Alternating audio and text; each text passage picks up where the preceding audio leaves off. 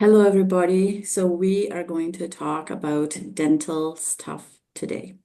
Most of my dental videos got deleted by YouTube. So, we're going to post this one on um, Rumble. And I hope people are able to find the channel on Rumble because Rumble is not very easy to do a search. So, I hope you guys can find it.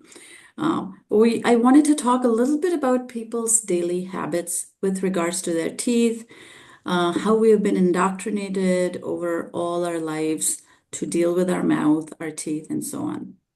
So everybody has been taught to brush their teeth. Everybody has been taught to floss their teeth.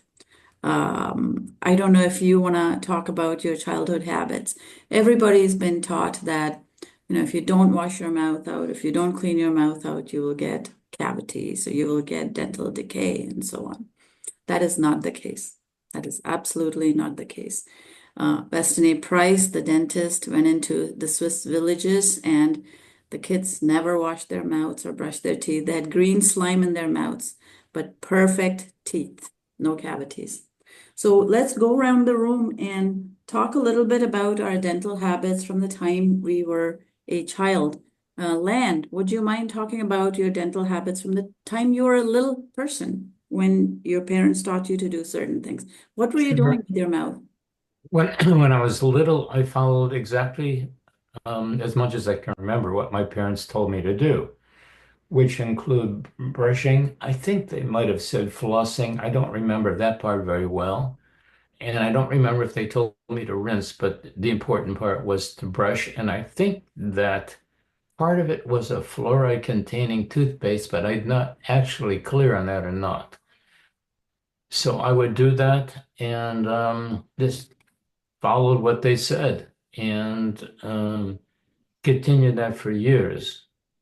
And before I started learning more about the mouth and lots of information from you, where I've now changed some of my habits and I no longer floss and I no use longer use picks or whatever they are.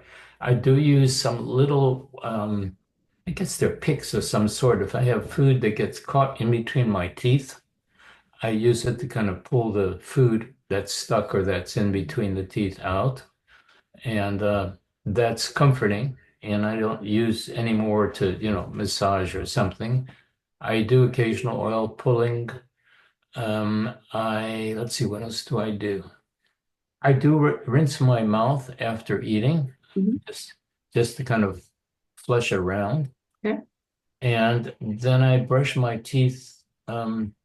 If I'm going out to meet someone, or if I'm going to a medical person or something, I do use some oral fresh and toothbrush to kind of clean it so that that provides maybe a less odorous presentation to that person I'm meeting.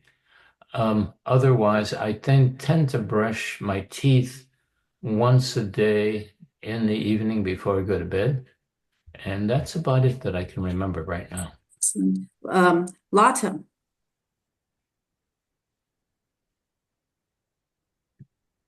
or Victoria, one of Yes.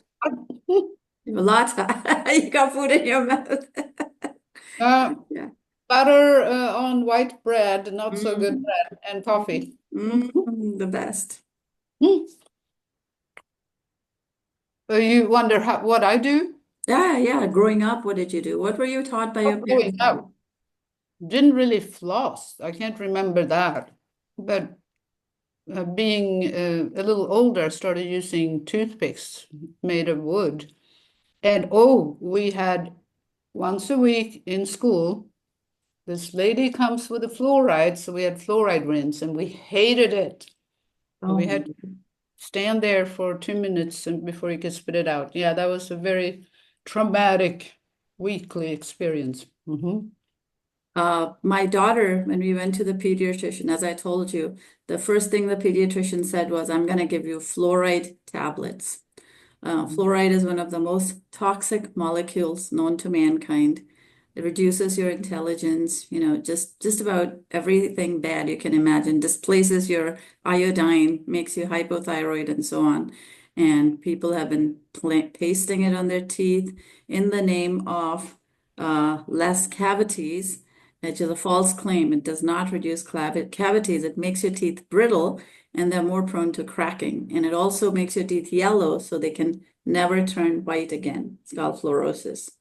Uh, Oh, okay. Yeah, I took some of those tablets too. My dad did, Arjun did. Yeah, we were fooled. Yeah, yeah.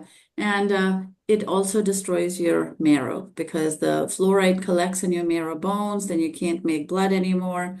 And horses who have drunk fluoridated water have died en masse and had all sorts of difficulties from ingesting fluoride. But hopefully it was only on your teeth and hopefully it didn't get too much into your body.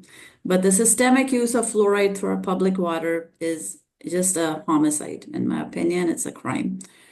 So anyhow, Victoria, what were you taught growing up to? I just want to Yeah. comment that in Sweden, they don't add fluoride. On the contrary, if you go to the water website, it says if the fluoride is measured to be too high, the company has to reduce the. Fluoride? Hello? Um, did I didn't know if level. that was done. Yes. Yeah, Did you hear me? No, you dropped out. Repeat it, please. Oh, yeah, she did drop out. Okay. oh, no, I said in Sweden, they do not add fluoride. On the contrary, it says if the fluoride levels are too high in the water company has to make sure they reduce the levels. How about that? How about one sane country? One sane country. Victoria, were you born in the States and raised in the States? I was born here but lived in Europe as well. And so I actually don't remember sort of the details so much of what I had when I was in Germany. In Italy, it was just kind of by then I was kind of drawn to sort more herbal things, but as a child, I had the fluoride tablets, I had the fluoride wash, I had the fluoride toothpaste, and then our water was terrible too. I wanted to mention something before I forgot because it might not be sort of dovetailed in later. But another thing is that if you drink tea and you add lemon juice or a citric, some sort of acid like that, it'll pull the fluoride that is in the tea leaves out, and you don't want that.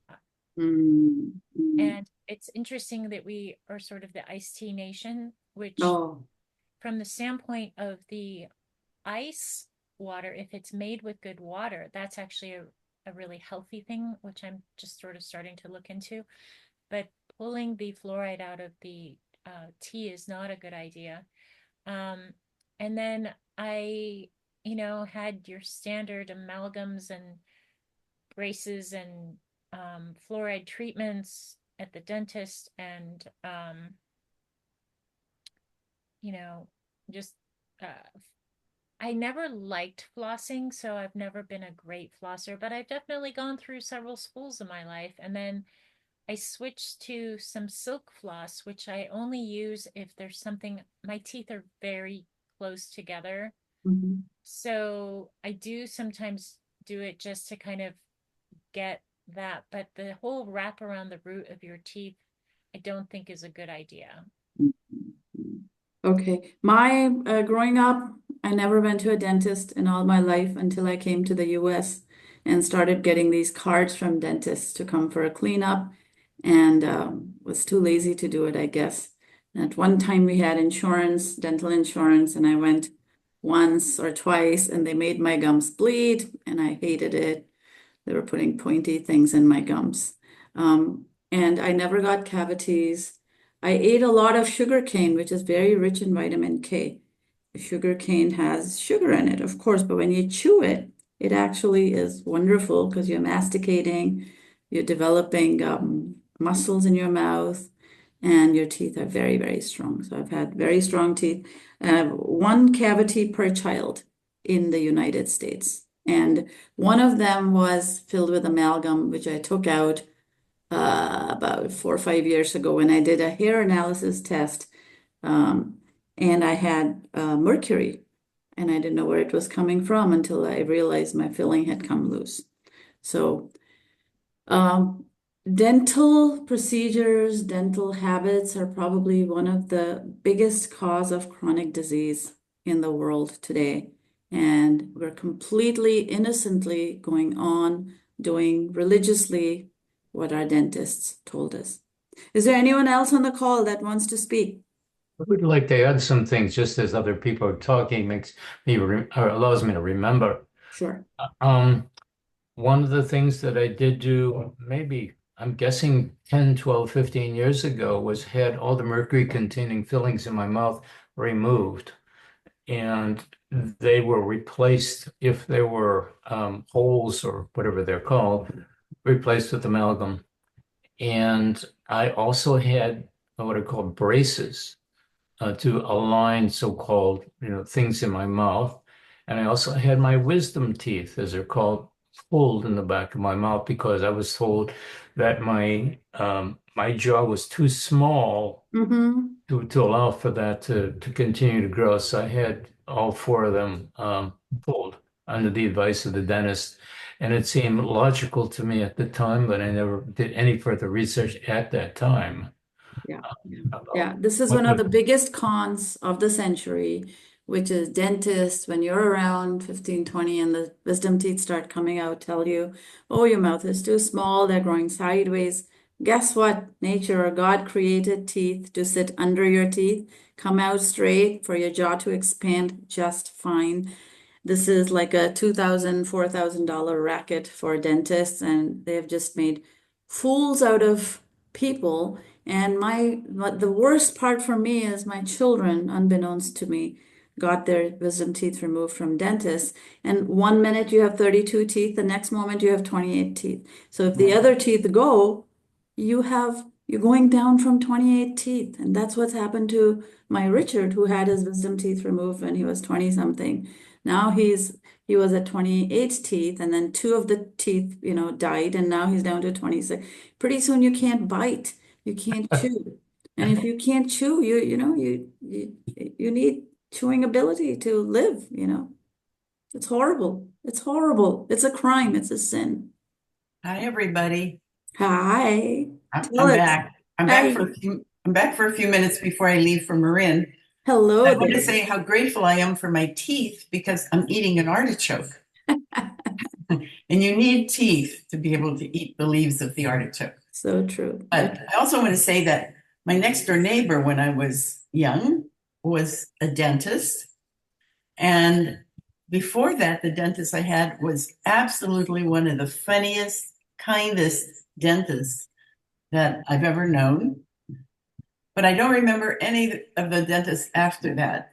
But I had braces, they pulled, my teeth, they did all that stuff. And but now I'm doing according to Sushma, not flossing, not brushing with, all that, doing oil pulling and et cetera, et cetera, et cetera.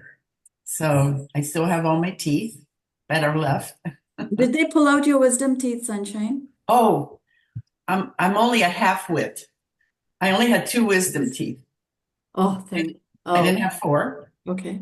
And I did eventually have them pulled to make room. Okay. But I have to tell you, this was a very good lesson because when I took my daughter in and they told her she had not enough space for her teeth and she had them pulled, she cried and she said, I'm not going back to that dentist and I'm not letting them pull any of my teeth. And that's when we found Dr. Jennings, who does that thing of allowing the jaw to increase, and she has all her beautiful teeth now, and yeah, it's very different for her. Yeah, your daughter has so much native intelligence, and you learn from your parents and such. Mm-hmm. Good for her. Glad one person saved their teeth. And that Mm-hmm. brings me to the fact of, do we really need dentists? Do we really need pediatricians? After our experience with a pediatrician, I never had a pediatrician growing up. The only time I went to doctors was when I was sick. You go to a doctor when you're sick, not when you're well. You should go to a pediatrician when you're sick, not when you're well. And what they're trying to do is drum up business with procedures and vaccines and dentists with polishes and cleanings and da da da da. Anyone got any other comments to make? I do. I have one which was very instrumental in one part. I went to see a dentist many years ago, and he saw that my gums were bleeding after maybe picking and all that kind of stuff. And he said, well, if you'd have come to me 2 weeks ago, I would have cut back the gums so that you would have a greater space there for the teeth. He said, no, I'm not going to do that at all because I've learned something new. And the something new was supplements with vitamin C, and I think it was vitamin D and K, or something like that. And then a tool, he called it, which is basically like a little pick. Mhm. And he instructed me and taught me to massage the gums, not to pick at it, but to massage the gums and to do the vitamin supplements that he prescribed. And I went back to his dental hygienist, I think as kind of a checkup several months later. And I said, how are my pockets, as they're called? And she said, you don't have any. And I ascribed that to the work or the practice that he taught me, including the supplementation and the massaging of the gums, which I've since learned. And I don't know if I still did, but I would make sure my hands are clean and it would massage my gums. So that's all I want to add for that. Fantastic, fantastic. So folks, don't brush, don't floss, don't do, dental cleanings. They cause sepsis. Don't do fluoride. Don't do mercury amalgams. Don't put toxic stuff, metals into your mouth. Just rinse with water. If you want to smell good, you can maybe do some essential oils from time to time. But the main thing that keeps your teeth healthy is the food that you eat. Highish protein. Your blood protein levels have to be 4.5 or higher. Limit sugars, limit sugary things, and you should be just fine. You should be just fine. That having been said, all of us have been subject to dental procedures and have a lot of illness from that. And so that's what we'll talk about today. We may get through half our presentation, but we'll carry on with parts 2, 3, and 4 later.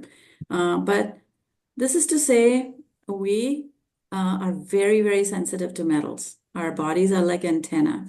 If you have any metals, not just mercury, any metals in your mouth, your body's going to pick up signals. And in today's smartphone-laden world, you're gonna have much more side effects from having metals in your mouth than in the olden days when there was less EMF, there were fewer low and high radio frequency waves, there were fewer microwaves and so on. So every metal, every poison, every cleaning you do, when you go to a dentist, they might recommend you cover your teeth in plastic to prevent cavities.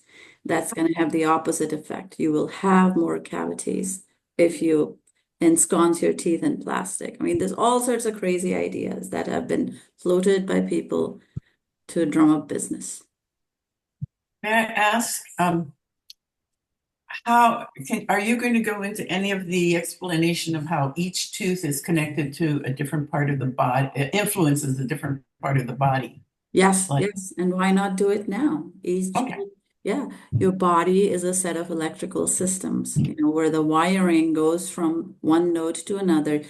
Basically, where your chakras are, and we figured this out intuitively thousands of years ago. But now we're finding wherever we said the chakras are, there's nodes, and electricity flows up and down. We pick up electrons from the ground, and that reduces our inflammation. So if you put your feet on the ground, you can literally see an increase in negative ions and your inflammation levels going down. So really our body is an electrical being, and our teeth are nodes of these electrical impulses. And Chinese medicine, they call them meridians, but they exist. We have found out through voltmeters and all sorts of very sensitive instruments that there's voltage at each of these nodes, and they're all connected.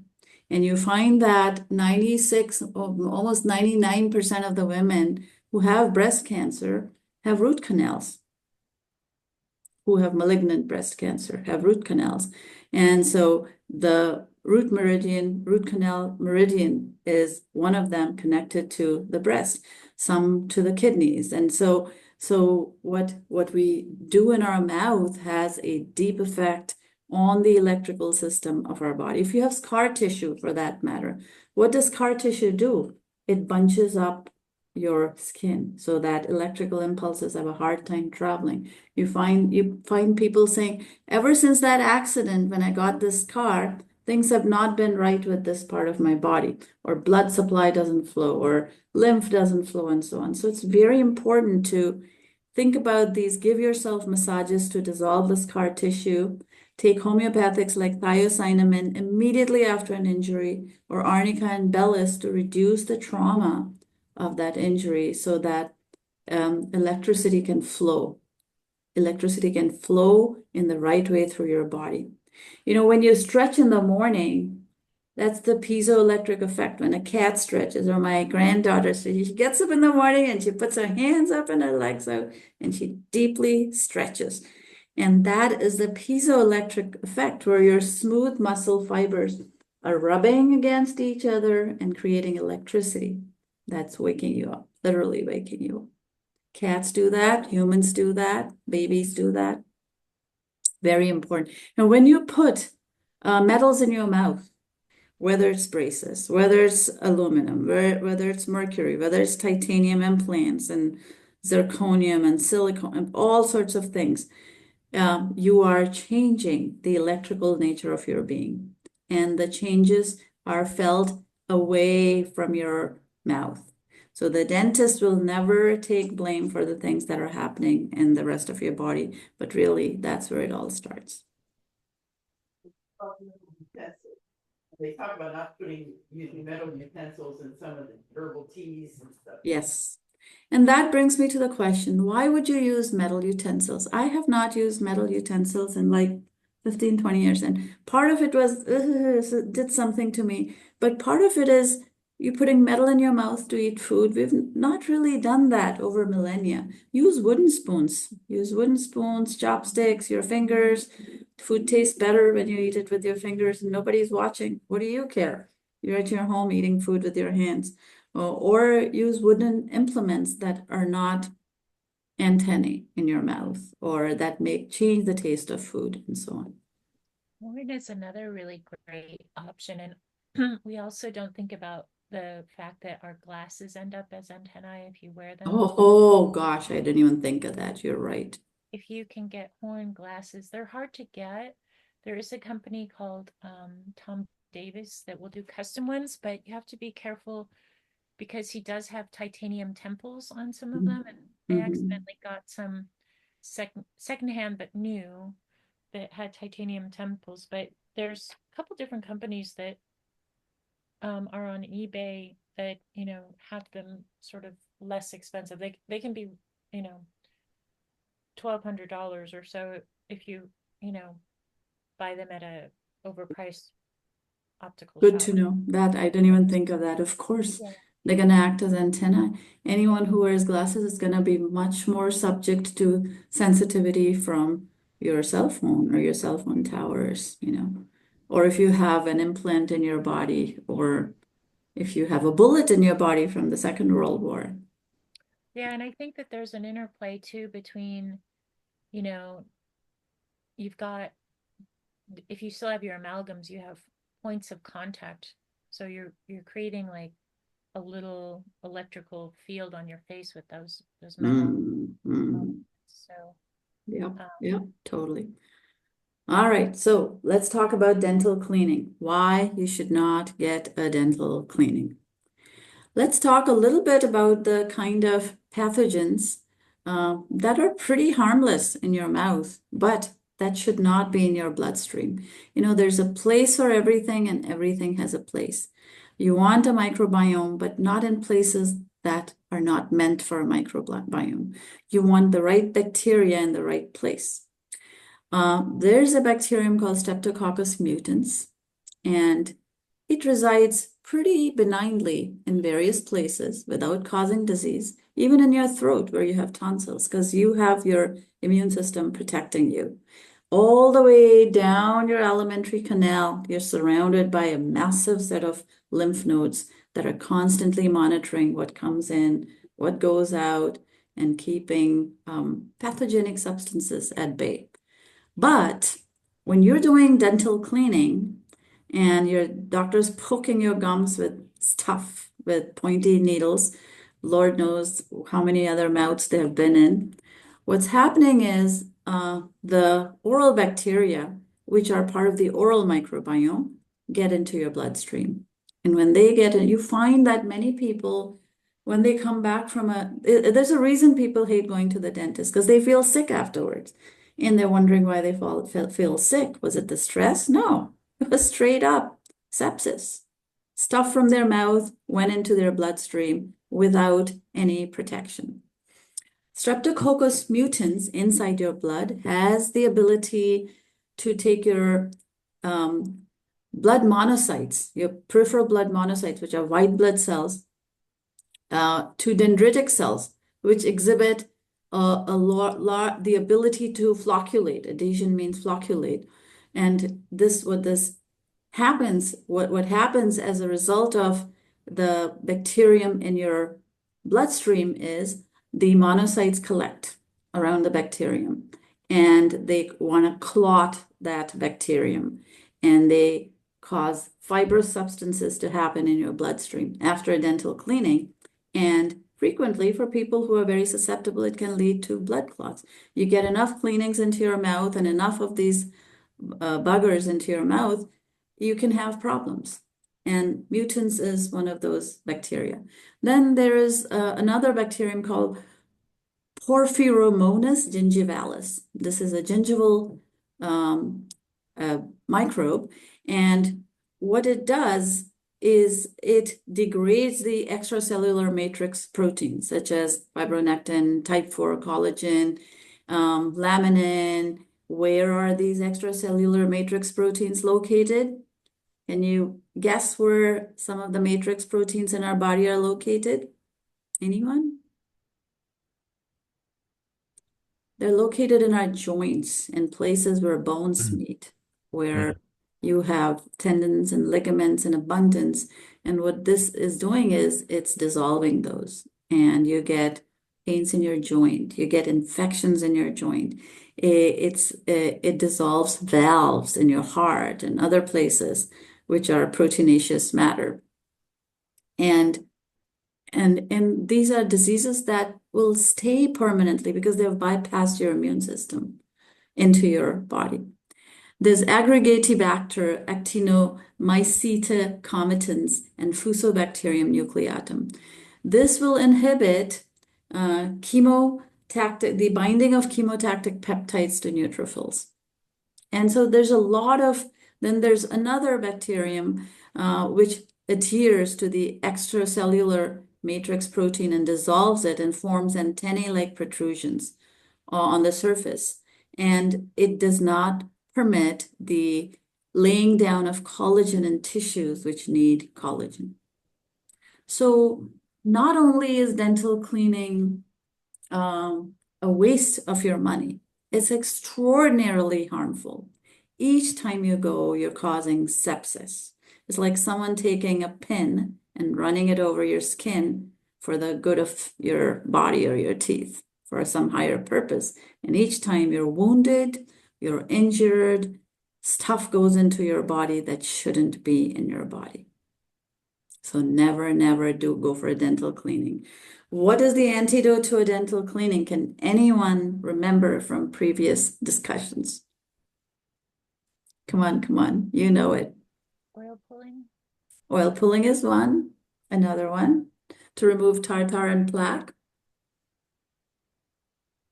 I know what I do for Mila. There's a great enzyme that's derived from, I think, grapefruit seed. A very simple solution is the apple cider vinegar balm. You take a teaspoon of baking soda, put it in your mouth, take a gulp of apple cider vinegar. Voila, you created an explosion in your mouth that blows out tartar without making holes in your tissue, in your gum tissue, and your mouth comes out clean. It's a little scary, but it's fantastic. If you ever feel the need to get rid of tartar, which you shouldn't on a good diet, you really should rarely have tartar plaque. It's only when you're eating a lot of sugary foods that you get plaque on your teeth. So that's that about dental cleaning and sepsis. Then there's another bacterium called Streptococcus intermedius. Hyaluronidase and chondroitin sulfate depolymerase break the ground substance in connective tissue. So this bacterium is making these enzymes which depolymerize the connective tissues and spread, and it's facilitating its own spread, its own reproduction, and it's settling down in your fibrous tissue and your joints. So a lot of people get joint disease, the arthritis. A lot of the arthritis is literally caused by human action that needn't be. I have a question about plaque. Mhm. Can one feel or be aware of plaque that may be present in one's mouth? Yes, you'll feel the plaque because it's a little clumpy. Your teeth don't feel quite as smooth, they're rough, and that's okay. We're going to talk about the okayness of plaque soon. Don't worry about it. If your diet is good, the plaque, the tents that have the encampments that have set up in your teeth are a biofilm that is of enormous importance in the first stage of digestion. Got it. But Thank you. yeah, back to the bad guys. Streptococcus aeruginosus binds to the endothelium. This is where you get heart disease, the basement membrane, and collagen. So, where you have atheromas, your capillaries, your vessels get damaged from by this bacterium. It binds to them. And then your body is putting a layer of cholesterol on top, and people think cholesterol is the culprit. No, it's the dental cleaning that's the culprit. Cholesterol is actually helping to heal the wound. So please don't stop eating cholesterol-rich foods because your fear of heart disease. Eat fats to prevent heart disease and don't do dental cleanings. Then there's Streptococcus sanguis, which causes platelet aggregation and platelet accumulation. What does that do? Clotting, clots in your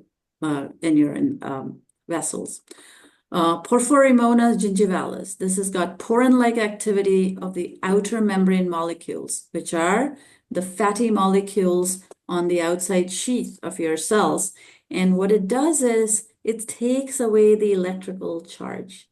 The way nutrients move in and out of your cells is by creating a positive and a negative charge on one side and the other, and then stuff moves in and out based on the magnetic forces.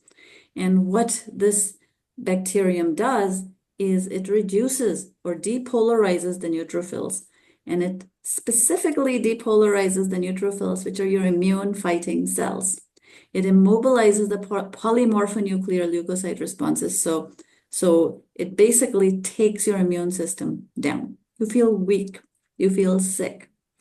Viridans streptococci secretes factors which increase the production of interleukin A. And that's important in lung pathology. When you have acute respiratory distress syndrome, that is and pneumonia and so on, that is frequently from factors that are secreted by these kind of streptococcinum bacteria. And they're wonderful. These bacteria are actually wonderful beings, unless they're in the wrong place. And God made our body to make everything be in the right place, but we're messing around with it in order to do things that we don't need to do. And we need to trust our intuition. There's a reason children start screaming in parking lots of the pediatrician's office. Our pediatrician said, don't come here unless you're prepared to vaccinate.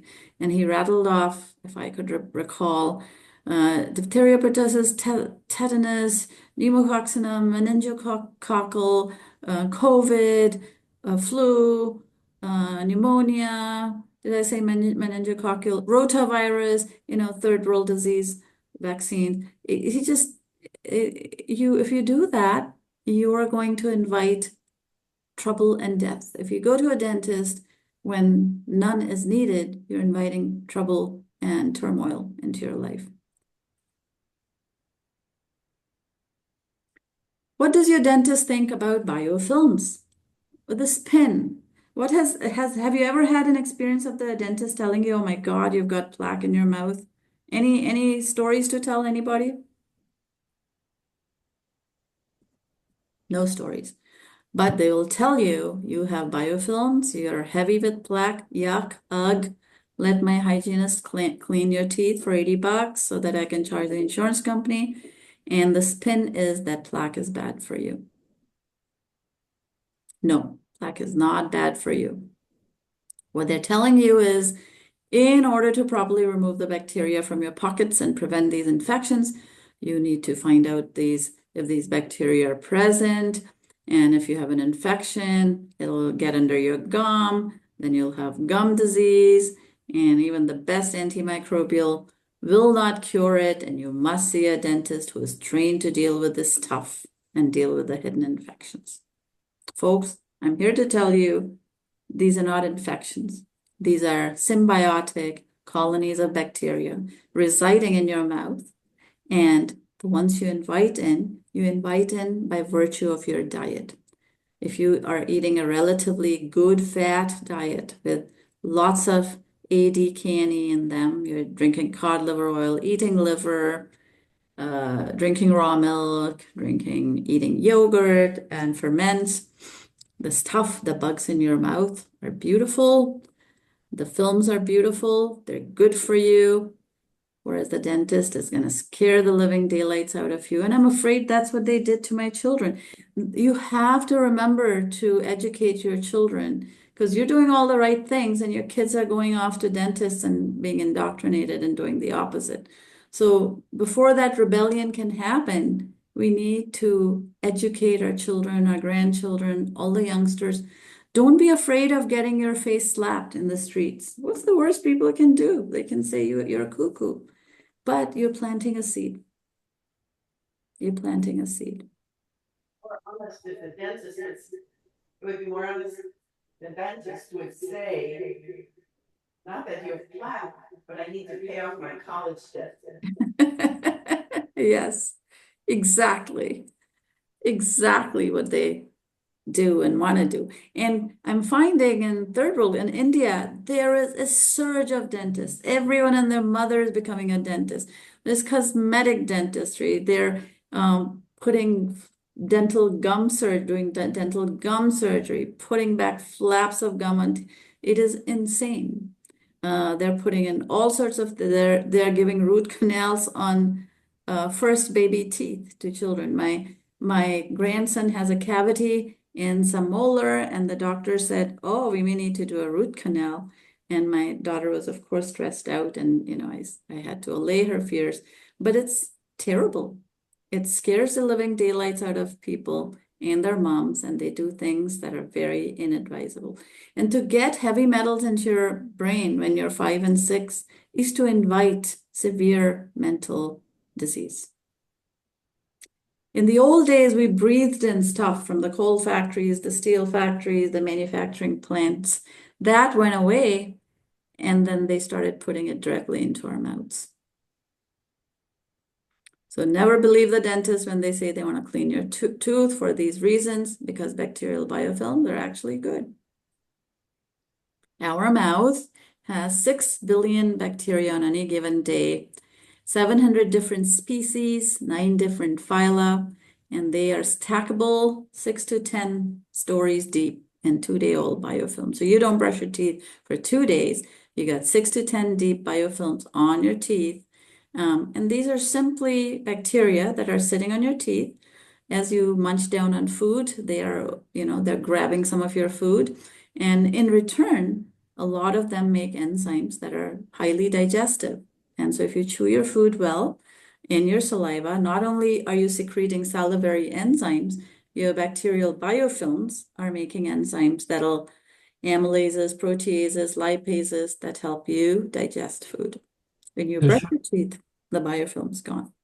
I have a question. Is the biofilm creation a step in the development of plaque, or are they separate? Same step in the development of plaque. So suppose you go to a dentist or yourself, you clean the surface of your teeth.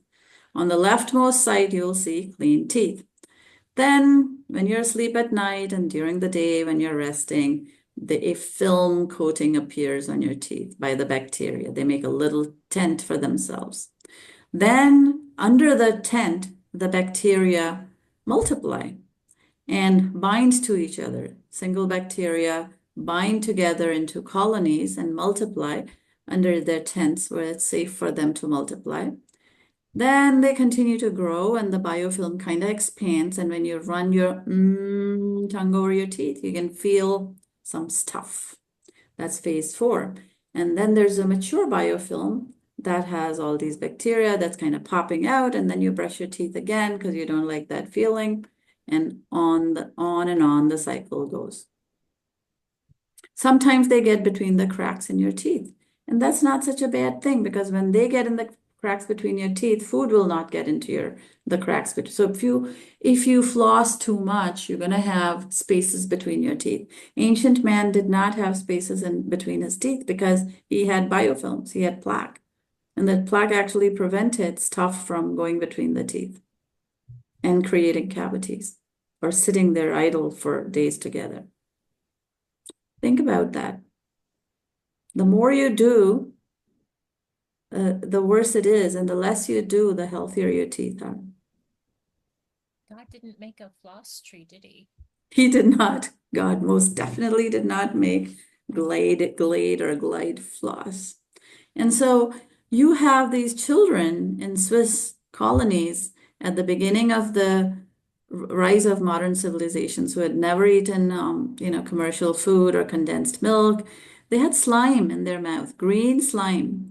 They played barefoot all day in the mountains. They drank raw milk and ate 8-day-old sourdough rye bread and cheese. And they had the least cavities of any modern culture, old culture that Weston Price saw in his time in the world.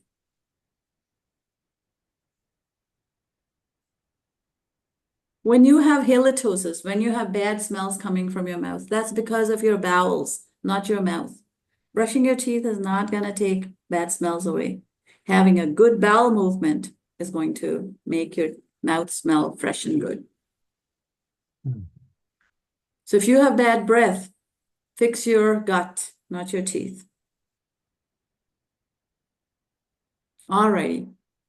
And so the most important thing here is respecting your microorganisms. We have microorganisms on our head, in our skin. We have microorganisms in our eyes, up our nose, in our mouths, on our skin. Even in our esophagus and stomach, they're finding microorganisms. Low, but still there. It's a very acid environment in the stomach, but we still have microorganisms in your lower small intestines. But the most microorganisms we have are in our big gut, our large bowel, our colon, where they help to digest a lot of the indigestible food that we eat and produce molecules that are like gold. Antidepressants, kidney function generators, things that make our blood sugar stable, small short-chain fatty acids, all the water-soluble vitamins are made in our gut. And when you eat food that you think is useless, that will come out in your poop, really that useless food goes into your bowel, the bacteria eat it, and they share the goodness of that food with your body. So please don't floss daily. Please don't go to a dentist to get picked by the dentist with one of those pointy needles. And when the dentist pokes and prods and says, oh, you have bleeding gums, that's because they poked and prodded your gums. You don't want that. As Land said, the antidote to bleeding gums is good vitamins. Lots of vitamin C, A, D, K, and E. Oil pulling. Oil pulling will do wonders for bleeding gums and healing gums and doing wonderful things to your oral microbiome. Just thought of one reason to go to a dentist, which I've done in my case, is if I have some things which are injurious to my health and my body, like root canals that were pulled and that there are infections, or a tooth that had a post put in and I had to have that removed. So I had to go to a dental surgeon who would remove that and follow it up with homeopathics and all the rest. So I'm not sure if that it validates something by going to a dentist, but I feel really good about doing those procedures. Yes, absolutely. Absolutely. If you have those kinds of issues, please go to a good holistic dentist who will do the needful, get you out of there, clean your cavitations out. A lot of times the wisdom tooth holes become infected, so you want to get them cleaned out, the ligaments and all scraped out, maybe ozone treatment, to get it all working again and to get your health back. So avoid daily sepsis. Try not to poke your skin surfaces daily with flossing or very intense brushing, because even the good bacteria are not good in a place where they should not be. Your body naturally protects the places where it doesn't want bacteria like that, like your bloodstream. You need to oil pull to avoid bleeding gums. It works really, really well. You can use coconut oil. I use sesame oil, cold expeller pressed sesame oil that's relatively fresh. Don't use 20-year-old oil, please. Or ghee. You can use ghee to pull. And it's wonderful. It's wonderful. Your wrinkles plump out when you oil pull. Your skin glows because from the inside, you're moisturizing your cheeks and and by going for 20 minutes, you're strengthening your jaw muscles and your cheek muscles and giving it all a workout. So oil pulling is a wonderful thing. I also Yeah. recently heard that oil pulling for 20 minutes will clean your whole blood system. Will what? Clean? It's your blood. It will, I mean, to the extent oil absorbs through the skin into your blood, but it's not making holes in your skin. And so you're absorbing the vitamins from the oil, you're absorbing the fatty acids that your blood needs at a rate that the body needs and wants. So it's all very good. Yes. Brush with very, very few items, very, very few times. I should have said times, not items. Brush with very.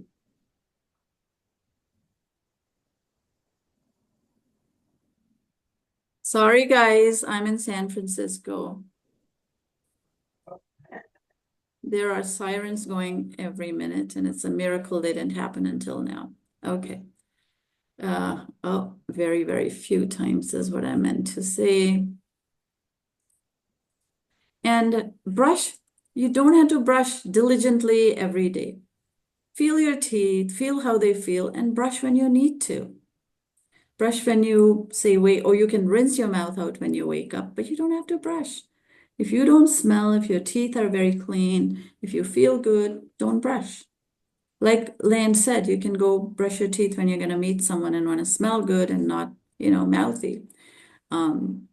Avoid all harsh procedures, which is toothbrushes, steel picks, jets of water, bleaches, surfactants, soaps, enamel coaters, and you will not believe the stuff people put on their teeth. You would not put that stuff on your finger. You would not put that on your kidneys or in your intestines, and yet you're putting it on your teeth as if your teeth were furniture. They're not.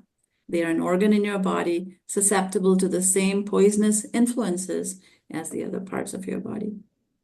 Sushma, I have a question about something I said earlier, that this one dentist who helped stop my bleeding and didn't cut my gums back, he talked about making sure your hands are clean and then massaging your gums. Do you see any value in that?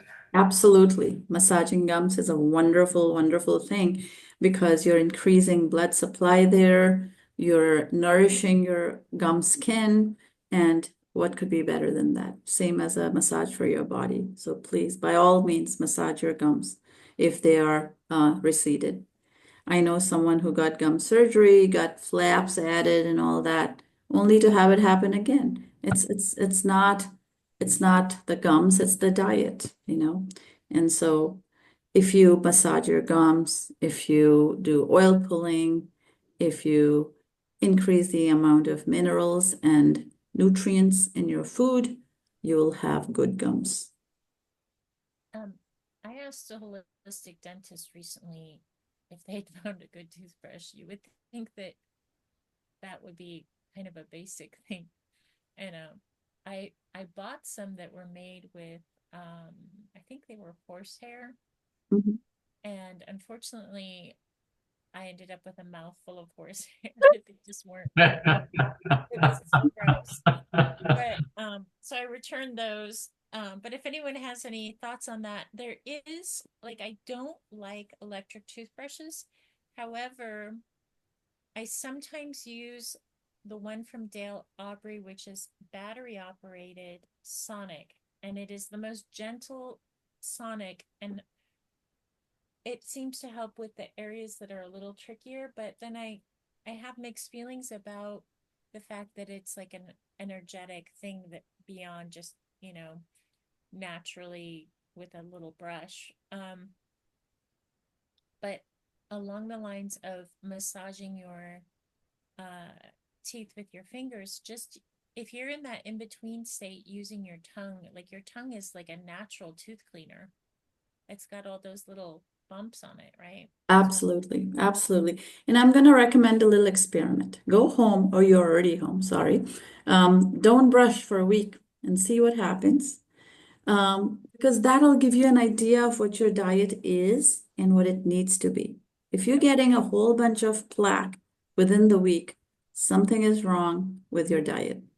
And you Yeah, I need don't to, brush very often anymore since I've been talking to you, but sometimes um every once in a while I do give it a brush. right. Of course, of course.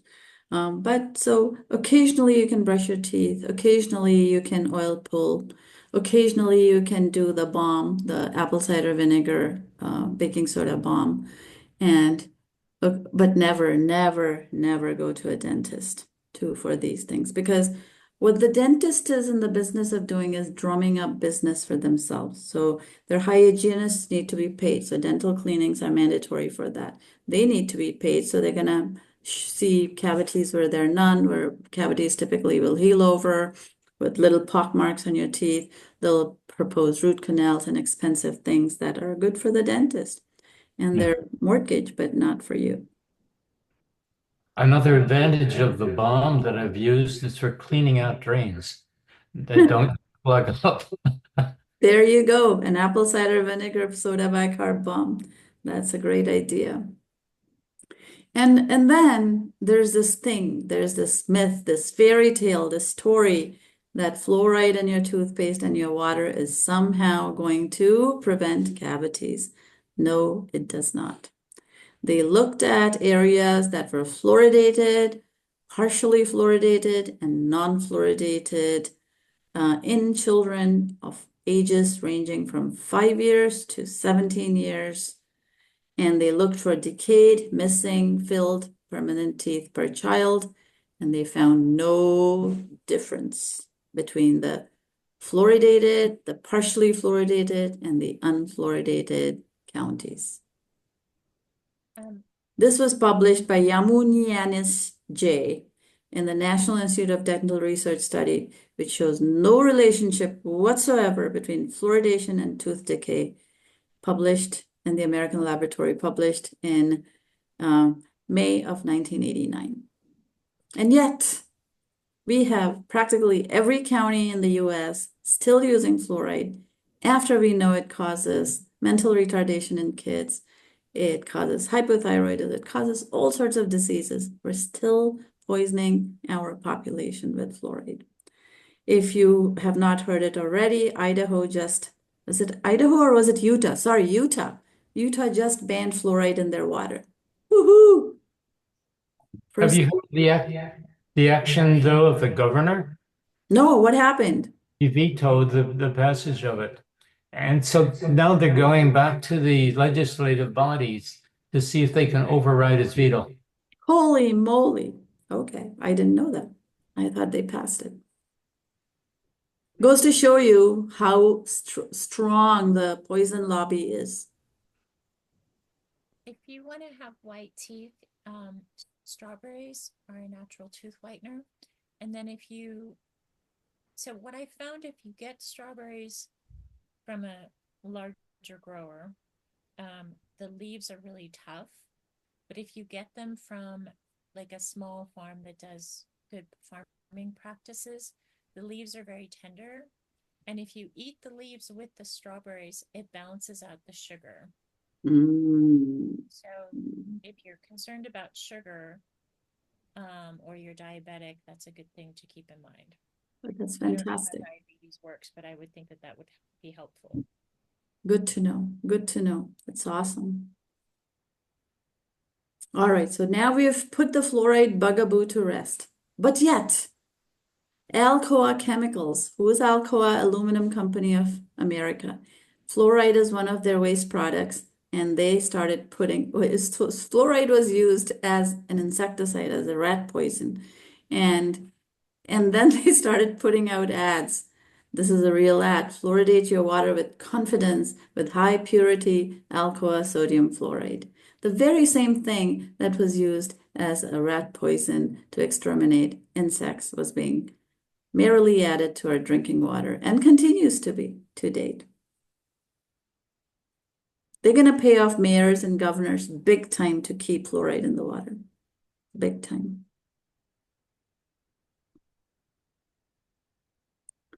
Sodium chloride fluoride used to be, it's not chloride is table salt, used to be used as roach killer. It kills cockroaches on sight, crickets, water bugs, silverfish, etc. That's what we put into our water. And there's another study, Andrew Mellon, which was done, way back when. I should have had the date of this study. They looked at several cities where they measured the fluoride levels in the water and the percentage of cavity-free children and the percentage of children with fluorosis.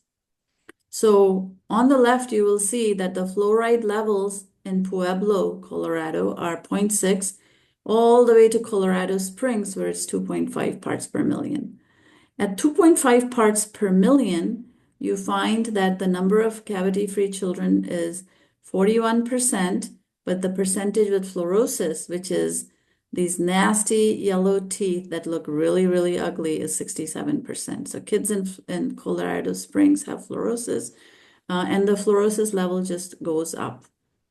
And it had no influence practically on the cavity formation. In fact, if you look at this, the higher levels of fluoride, 1.7, 1.8, 2.5, the cavities were only marginally less. In fact, 41%. They're actually practically the same, 0.6 to 2.5, 37, 26, 11, 55, 56, 41. So it doesn't really prevent cavities. However, it causes fluorosis. And the more fluoride there is in the water, the more you eat through your toothpaste, and children eat toothpaste, they're getting fluoride in their water. So toxic, so toxic. And I can't get even my own relatives to agree to this and stop fluoridating their children. It's very difficult. But do not, if swallow call poison control should be a clue. It should be a clue, yes. So in another town, I forget the name of it, it'll come to me, in Colorado, I think it was Colorado Springs, but it could be another town. There was this woman whose horses drank water from city water. Actually, they drank water on her farm that did not have fluoride, and then she moved to city water. The city had started fluoridating its water, and the horses were drinking it from large troughs. These were very special horses. They were show horses and dressage horses who, got homeopathics and herbs and were treated very nicely.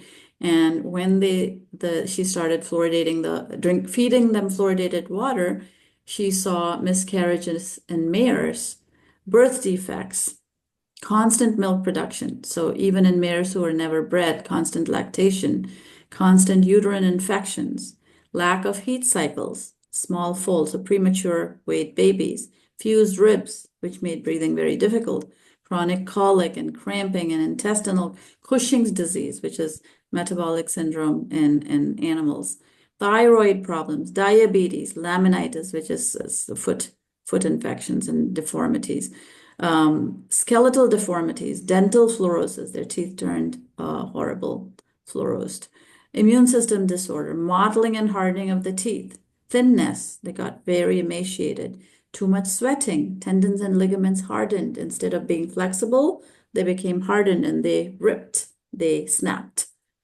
Chronic coughing and wheezing, allergic reactions. They had heart and lung problems. They had head shaking, muscle twitching, spasms, seizures. They were falling down for no reason. Complete loss of neurological response, bowed legs, cracking and popping of joints. We have all these things. Today, we have all these things in our population, and we can't explain why if we just took the poisons out. Europe, by the way, does not fluoridate its water in most cities. Joints giving away, jerking for no reason, bony deposits on bones, excessive kidney problems, osteosarcoma is a big side effect, cancer of the bones, and unexplained death. So this woman, all of a sudden, from having dress horses, show horses that won prizes, started losing her horses. So she went to a professor at Carnegie Mellon who said, exhume one of the dead horses and send me the bone samples. And you know what they saw? They saw horses with fluoride crystals on the inside of their bone marrow. It had grown to the point where it had completely filled the marrow. So red blood cells were not being made, in other words, and all the diseases that stem from not having blood cells in your body were emanating out of these poor horses. So she went to the city councils and got the water defluorinated. But it took many, many years, a lot of working with and complaining and tests and evidence and so on, until finally she succeeded in doing that. But it is death to children. Imagine doing this to little children. So that's what fluoride does to your horses, and that's what it does to people. What are fluorine ions? They're negatively charged ions, and they're attracted to things like calcium. So they will chelate calcium out of your body. They're increasing the permeable. If you have fluoridated water, what happened in Michigan, where there was lead in the water, it would not have hurt the children so much if the water had not been fluoridated, because it makes water more acidic. Anything acid will increase metal absorption by tenfold into your body. So lead was absorbed tenfold into these children's bodies, resulting in mental retardation in all children across the board. In bones and teeth, this fluoride makes calcium fluoroapatite. Unbound calcium is lost from the tissue, and that's how you get fluorosis. So now you have fluoride in your teeth instead of calcium. A top poison that goes everywhere in your body and destroys. Basically, fluorine replaces iodine in your thyroid, and now you're hypothyroid. So to stop this fluorine from circulating into your blood and cellular fluids, what does the body do? It fixes the fluoride into your teeth because it's trying to save the rest of your body by making hydroxyapatite material of the bone. And so it's trying to put the fluoride into your bone, but in doing so, it is filling up the marrow. It's going to fill up the pulp chamber of your tooth. There's going to be crystals on the inside of your pulp chamber that shrink your soft tissue, your lymphatic tissue, your cerebrospinal fluid. It's impinging upon all your immunoprotective systems and killing your tooth. And it's irreversible. You can't take it out. So the rate of synthesis of bony material is increased, which causes excessive bone formation or osteosclerosis, which is what people suffering from skeletal fluorosis have. If you have too much fluoride in your drinking water, it goes to the rest of your body. In your teeth, it goes to your teeth. And here we are, poisoning American kids and American adults. Shame on us. Um, Oh, yeah, please. so there's a calcium formulation that is from Alpha Vedic. I'd be curious to hear your opinion on it because what they do is you do a test before you take it to make sure it's the right calcium for you. And I think it's pretty interesting. So it's under their illumined line and it's the calcium. I can send you the link, Okay. but I love the way he thinks about a lot of things. Um, but I don't know if like with the teeth you would be in alignment with everything that he does. So I've mentioned his products before, but the calcium um looks really interesting to me, but I haven't had the test done. Okay. The only way that I know of to get calcium into your body is to have it transported via immunoglobulins, and those are present in raw milk. So what the raw milk is doing is the minute you eat free calcium, it goes into from your bloodstream and lands in your joints. And so if you take calcium supplements, they very much increase the risk of heart disease because you're pretty much the calcium's landing in all your soft tissue. But if you take it in the form of milk, it's floated in cages called immunoglobulins that carry the calcium back into your body and where it is unloaded in the right spots. That's so So interesting. Thank you. yeah, so you must eat calcium with fat-soluble vitamins, and especially these immunoglobulins that help to ferry it across your gut-blood barrier. Fluoride toxicity, fluorosis, and if its effects on red blood cells. So this fluorine, it's negatively charged and it accumulates on your erythrocyte, your red blood cell membrane, and as well as other cells. And then the membrane, it binds, it displaces calcium or binds to the calcium. And what happens is, you know how the red blood cells are like donuts? They're like a stretched donut and crisp donut. It makes it pliable and turns it into folds. So you cannot carry oxygen through your body. And when you're short of oxygen, pretty much die. The red blood cells become like amoeba with pseudopods like folding projections in different sites and directions, and that's called echinocytes. They turn from red blood cells or erythrocytes into echinocytes, and you find these in large numbers in fluoride poisoning because the red blood cells just give up the ghost and turn into these amoeba and die. And what happens is the body then says, oh, bad stuff, I got to dispose of it. So your red blood cells usually live for 4 months, 3 to 4 months, but your body phagocytoses, which is eats them up because they're bad eggs. So your echinocytes die much faster, which results in low hemoglobin levels in patients who are chronically ill because of fluoride toxicity. And that's what leads to anemia. And so the antidote is not giving more blood, but taking the fluoride out of their body. Any questions on fluoride so far? Is fluoride, yeah, the question I have is fluoride in other products other than the water Yes, you yes, can be it's aware of. in many other products. Many other products in toothpaste, tooth powders, gels, um, in a lot of, and your city water, of course, city water. And it doesn't get taken out, no matter what anyone says. The atom is so small, the molecule is so small. I'm hard pressed to believe that fluoride gets taken out of the Berkey filters or any of these things, unless it's distilled and then drunk, in which case there's no minerals in it. It's like dead water. So and there are many products, many drugs that have fluoride in them. There's an osteoporosis drug which has specifically fluoride in it to harden your bones.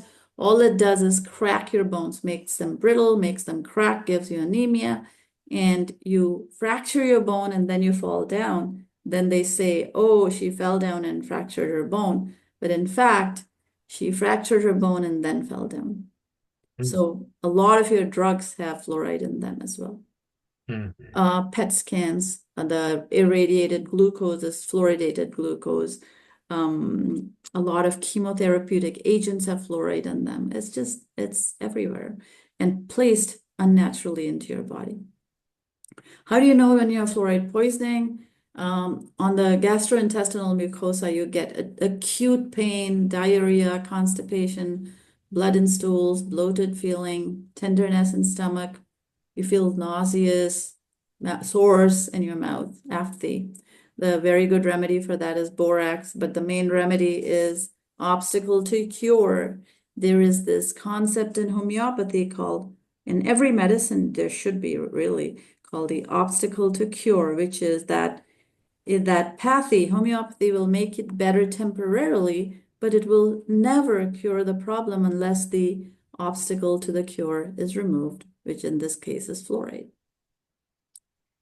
Fluoride also combines with your stomach acid, the hydrochloric acid in your stomach, and makes hydrofluoric acid, which is not the same as hydrochloric acid. It's a highly corrosive acid which destroys your mucus lining. It destroys your microvilli, your digestive cells in your stomach and intestinal lining. It dries up and cracks the cell surface, and all bowel movement is hampered. Badly hampered. And above everything, it has neurological I mean, think about for people that live in San Francisco or Marin, you are bathing in fluoride, you are drinking fluoride. No matter what your filters are like, you're drinking fluoride if you're drinking the city water.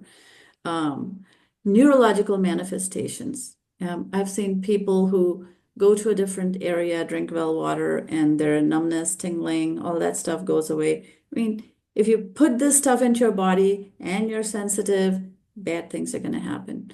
Neurological manifestations are nervousness, depression, tingling, in fingers and toes, too much thirst, which is polydipsia, because you're trying to dilute the fluoride out of your body.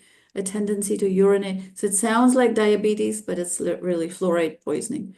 Tendency to urinate frequently. The best thing is don't bathe as often. If you're living in a fluoridated county, just don't bathe so much, Wipe yourself off or go bathe in the ocean. Go take a cold dip like Lata in the ocean. Allergic manifestations, painful skin rashes, perivascular inflammations, red or bluish, round or oval shaped spots on the skin, which are prevalent in women and children that fade and clear in 7 to 10 days. You get constant urination, yellow or red urine, itching in your genitals. There's calcification in your blood vessels, and that's very, very bad for your heart. Very bad for your heart. Your soft tissues like ligaments in your blood tissues harden and calcify. Why? Because it's precipitating calcium into your soft tissue from the blood. Your blood vessels get blocked. Calcified ligaments and blood vessels can literally be seen in x-rays and scans in fluoride poisoning. But nobody attributes it to fluoride. They should analyze the tissue, look at the person's diet and water intake and so on, and figure this out. There's a thing called soft tissue fluorosis, and that is fluoride dumps into your soft tissue, calcifies your soft tissue, which causes it not to be soft. It becomes hard, cracky, hurts. You get, when your soft tissue is not pliable, you're gonna get hurt in all your body, like a fatigue, like a flu-like fatigue. And you get thyroid deficiencies because the fluorine has a lower molecular weight than iodine, and it's displacing the iodine in you. So you get thyroid deficiency, your temperature goes down, you put on weight, your metabolic rate goes down. So a lot of really, really bad things happen to you. The thyroxine controls your metabolism, and fluoride displaces your iodine and wrecks your thyroid. Any questions?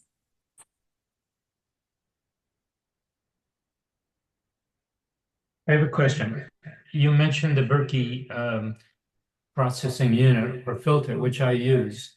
You mentioned that even though it maybe says, this is my words, maybe it says that it removes fluoride with the fluoride filters that I've installed. You doubt that or think that it's not really true? That's I want Yes. clarification. Yes. I very much doubt that. I completely doubt that. The best thing you can do for yourself is to not use fluoridated water. Okay.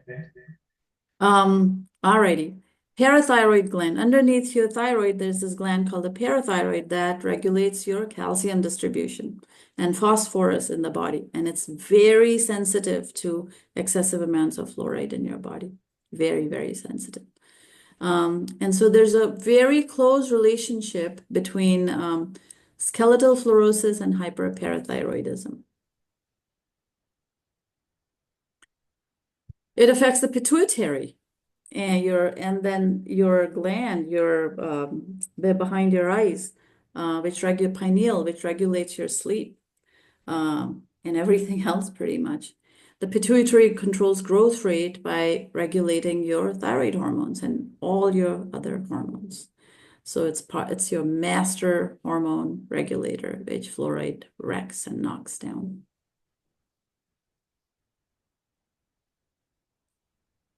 So fluoride is a very small but powerful ion with a very high charge density. It's like a wrecking ball. It easily combines with other ions and it penetrates deep into every cell, interferes with your calcium phosphorus metabolism and your parathyroid glands. Over time in cities and places like Marin, you'll find that people are poisoned by the fluorine. It has a very strong affinity to calcium. It binds to magnesium. Everything that you need, it binds to. And so it interferes with the synthesis of many, many enzyme systems. And when you have broken enzyme systems, you cannot make protein, you cannot break protein, you cannot make bone, you cannot destroy bones, you cannot digest, you cannot make hair, muscles. And the process of generation, regeneration, and destruction happens with enzymes. And when you don't have those enzymes, you pretty much break down. But the symptoms are diffuse because it's a small amount of fluorine that's going in. And so it goes to every organ and is very tough. So nowadays you have these diseases that have no names. They have all these names and for symptoms, 100 different names, this syndrome and that syndrome. These are all poisoning symptoms of poisoning. We know of at least 24 enzyme systems that are actively damaged or inhibited. We've studied them. Definitely lipases and phosphatases. The lipases break down fats, phosphatases break down phosphates that are destroyed by fluoride. Your CoQ is inhibited. Succinate hydrogenase is inhibited.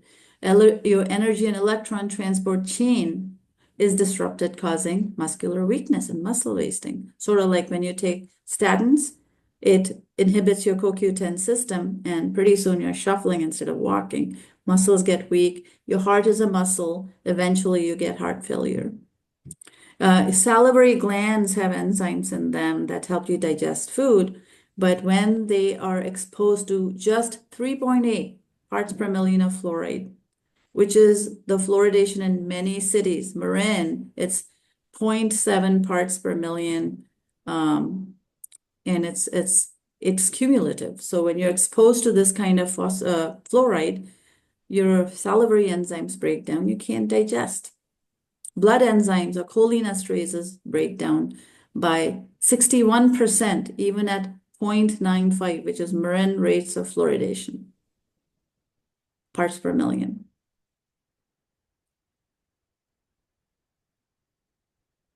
And a whole bunch of enzymes break down. Your alkaline phosphatases, which is responsible for bone and liver growth. Your cytochrome C oxidase, which ferries oxygen around. It forms very strong bonds with hydrogen and causes amino acid protein formation disruption. And your proteins get distorted.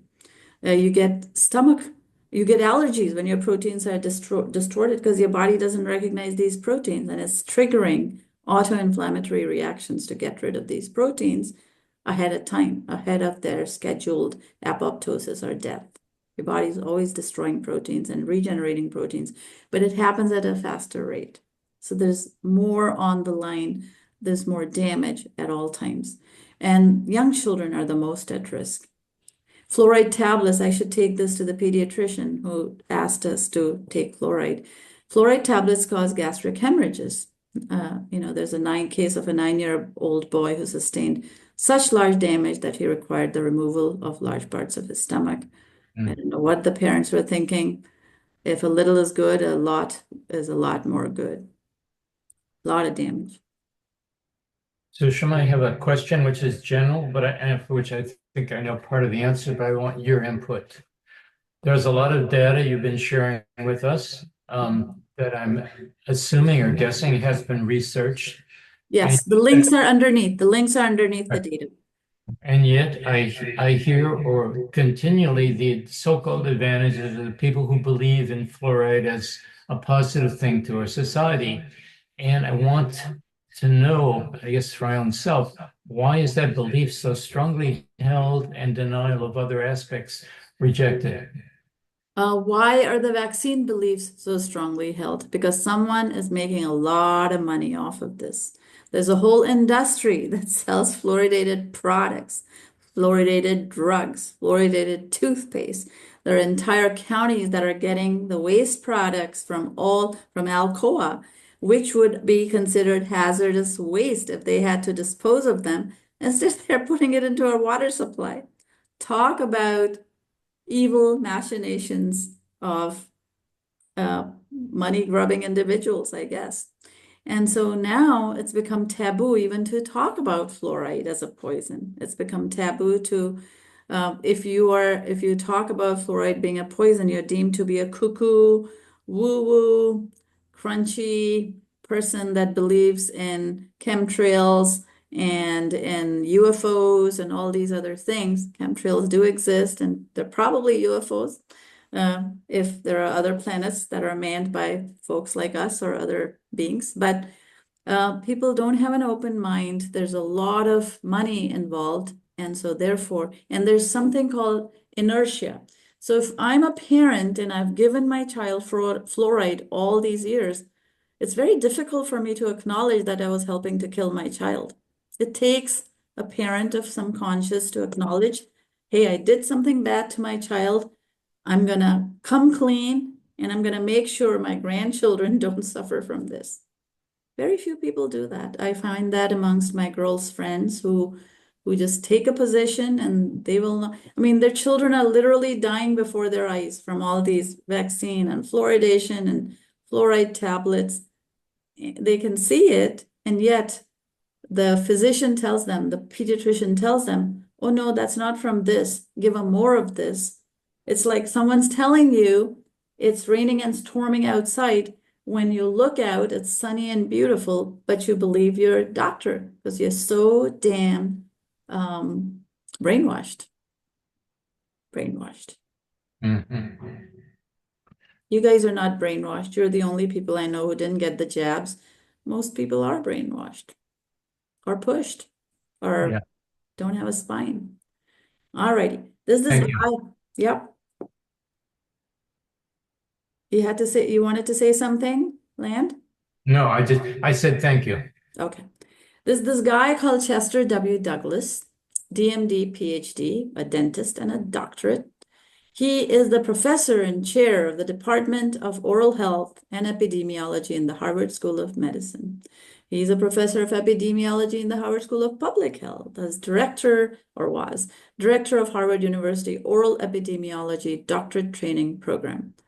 He's also a fluoride cancer researcher at Harvard, the principal investigator. He was.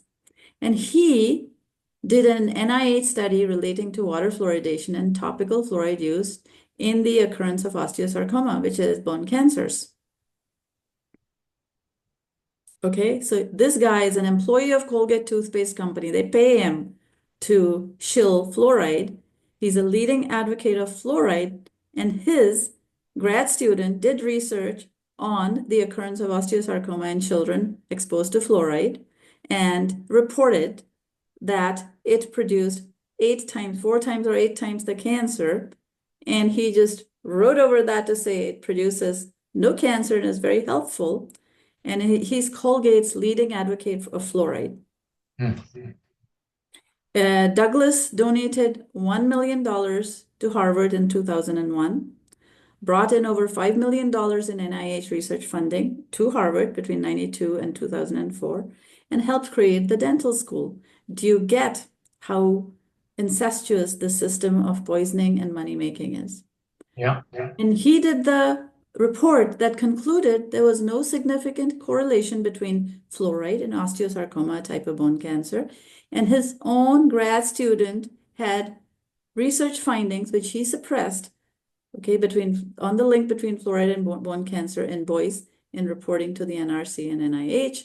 And his research associate, Elisa B. Basine, she was supervised by Douglas, and she said in her conclusion, boys who drink water with levels of fluoride considered safe by the federal guidelines are 500 to 600% more likely to have a rare fatal bone cancer, osteosarcoma, than boys who drink unfluoridated water. Period. That should have been enough to pull fluoride off of every marketplace drug. Not to get political, but I just heard that Harvard's support, financial support from like the CDC and all from the government health things, it's all been pulled. Woohoo!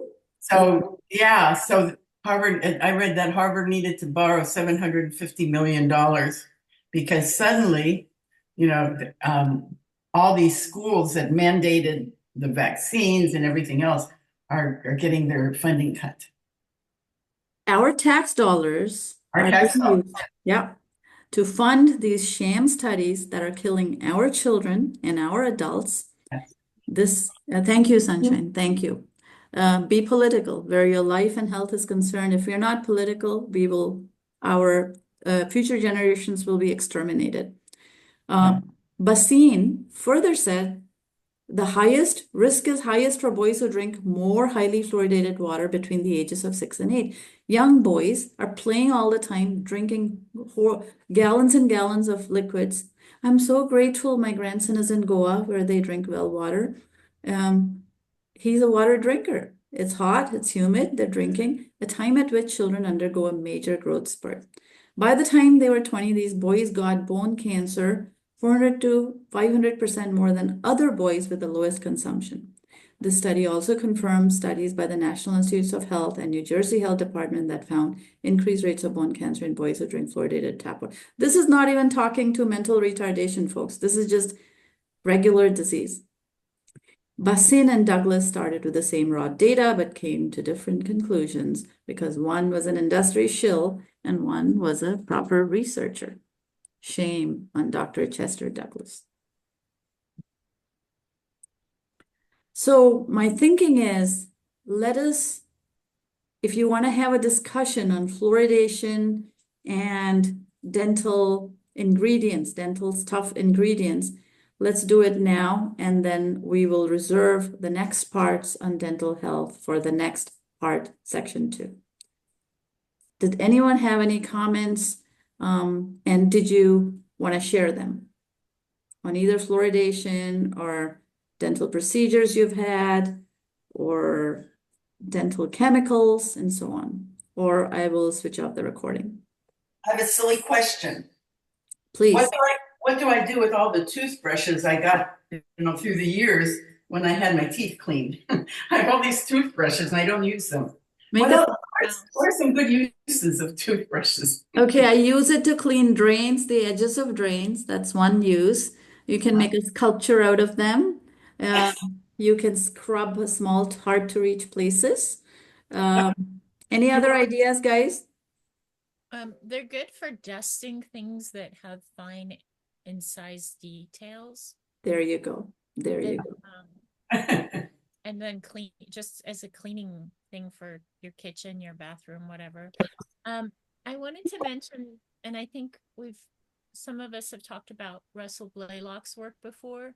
Yes. He's also another really great resource, and he has a lot of information in the neurotoxins book that he did on fluoride, but also other things. And it's great because if you have a strong science background, you'll really appreciate the depth that he goes into, but it's also readable for people who did not do well in chemistry.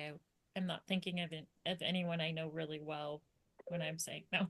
I was not a chemistry person, but yeah, Yeah. no, great book, and it's well written, and he has a lot of videos too. Yeah, yeah. Russell Blaylock was amazing. He called out the neurotoxicity of fluoride and food additives and colors very early on. And he's been talking about it and talking about it, and nothing was done about it. Now, finally, with RFK in place, I'm hoping all the neurotoxins get taken out of our food. Mm. Thank you for that. I have a question. Mm-hmm.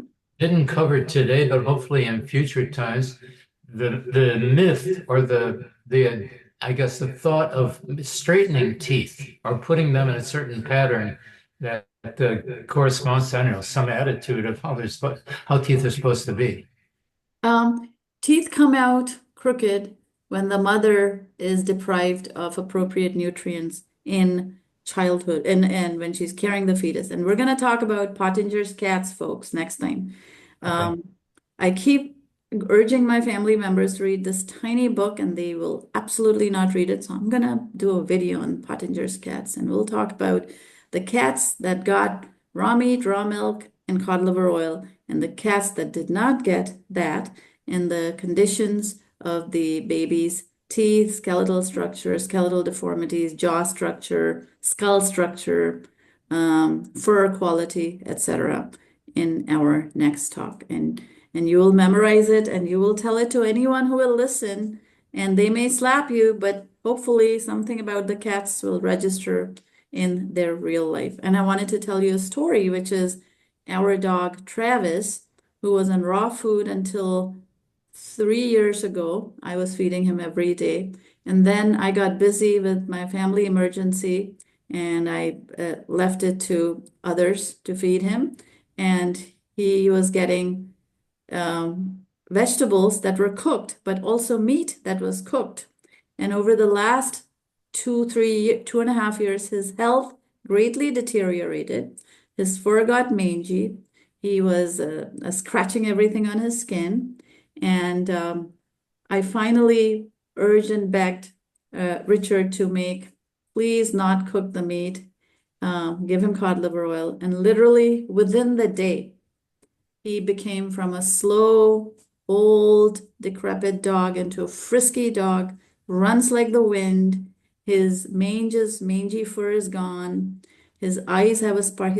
I don't think he would have gotten lenticular sclerosis if he had been on ROM. The thing is, I didn't have control over the food, and I just didn't want to make a ruckus. But now he will live for a long, long time because he's on raw meat.